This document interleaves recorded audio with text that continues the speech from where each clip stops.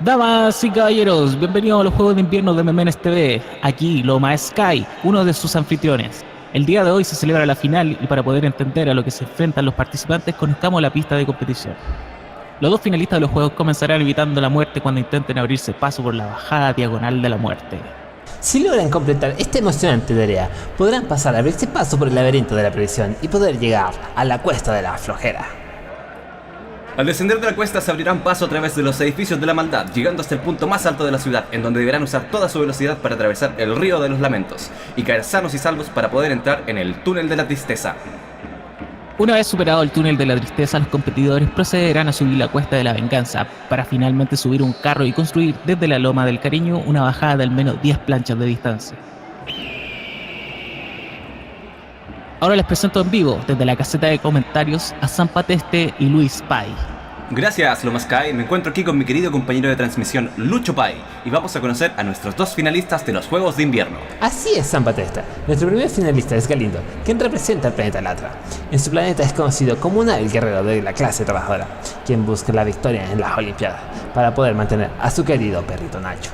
Un fuerte aplauso para este concursante de Latra, Galindo. Nuestra otra finalista es una reconocida doctora representando el planeta Lau. Les presentamos a la participante Rosa Malcacho. Ella quiere el premio de las Olimpiadas para poder financiar sus estudios debido a que tiene un crédito que suma intereses por minuto. Un aplauso para la concursante Rosa Malcacho de la U. Los participantes están en su lugar, están expectantes por el timbre de salida. Hay tanta tensión que se puede cortar un cuchillo con el aire. Galindo parece demorarse más en la partida. Inicia la bajada diagonal de la muerte donde Galindo sufrió su primer accidente. La doctora Rosa parte la carrera con ventaja. Galindo utiliza la técnica secreta de no apoyarse en el suelo para aprovechar la velocidad que esto genera. Parece no haber víctimas en la primera ronda. Ya en el laberinto secreto de la perdición, que no parece un laberinto sino muchas paredes, Galindo sufre su segundo percance. La doctora también, pero se recupera rápidamente. La representante de la olla se encuentra en la cuesta de la flojera mientras Galindo le sigue los pasos de cerca. Si Galindo desea ganar, debe alcanzar a la doctora sin cometer errores. Mucho cuidado con esa bajada. Al final hay una curva cerrada que se ha llevado muchas vidas. Recordamos al pequeño Tim que perdió la vida en esta bajada. Te recordamos, pequeño Tim. ¡Ay, ay! Puedo verlo evitar. Le pasó por manco al boludo. El participante parece encontrarse bien, así que está intentando volver a la carrera. Vemos desde el helicóptero la distancia entre Galindo y Rosa. Hay más distancia que entre yo y el final de mi carrera universitaria.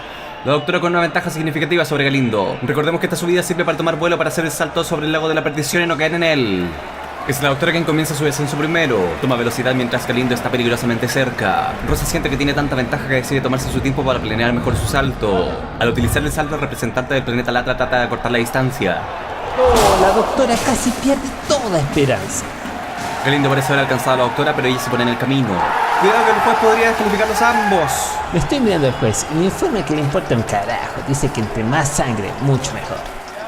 Parecen llegar sin muchos problemas hasta la cuesta de la venganza. Pese al accidente, parece que la ventaja sigue siendo para Rosa, la doctora. En estos momentos, una caída libre puede traer unos serios problemas. Si se llegan a caer de la plataforma, podría resultar en la muerte de cualquier participante.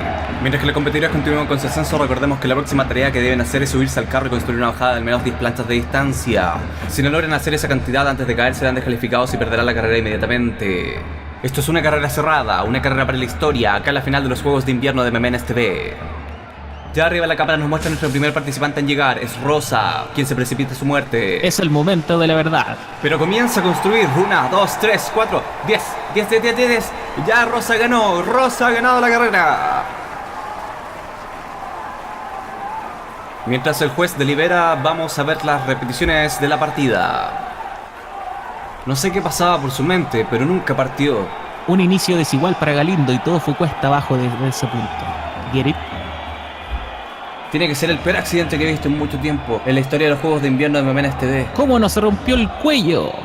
Si bien la doctora también tuvo un accidente, Rosa, con muchos más años de experiencia, le tapa el paso para que él no saque la ventaja.